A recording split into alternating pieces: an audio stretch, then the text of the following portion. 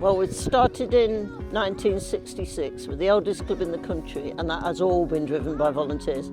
So that volunteer workforce has always been there and expanded and become more qualified as well. People are willing to put more time into getting qualifications and doing the best they can. But yeah, we've always been a volunteer-run club. There was literally nothing around.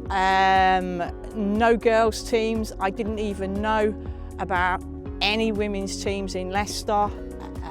Obviously now I did, all back in the day, I knew with M Girls and obviously Leicester Ladies. But before I joined, there was absolutely nothing.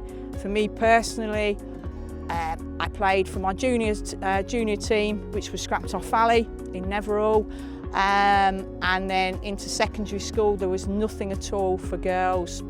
And it was just basically playing out on the streets, and until there was an ad in the Leicester Mercury for a team asking for any girls or any players, women players that wanted to play. I went along, and on my first night I met Sue, who was also there on her first night, and I've more or less been at the club ever since.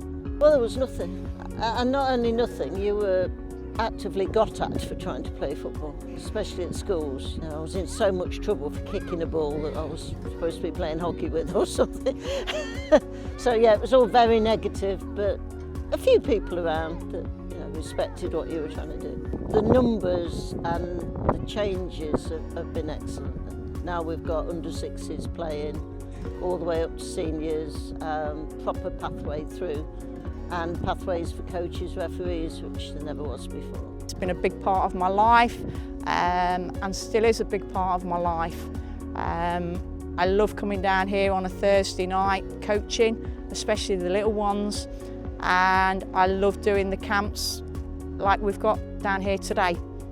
We try and do absolutely everything we can, and not just playing, but also coaching, refereeing, volunteering, perhaps in admin roles, because it's more than just the game, and we try and develop all levels of football, including recreational football, not just competitive football. So we try and get the balance right and engage as many people as we can, really. I think national recognition of women in all sports and all walks of life is hugely important to females in our country, and it's quite rewarding to know that such an event is happening, because it's an acknowledgement of all the work you've done as well. If I look back from when I first started, we had 2 senior teams, so I think I started when I was 14 and went straight into women's football.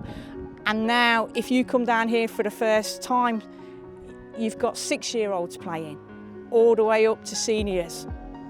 You know, you've got girls playing in every age group, being coached by qualified people. It's just absolutely brilliant.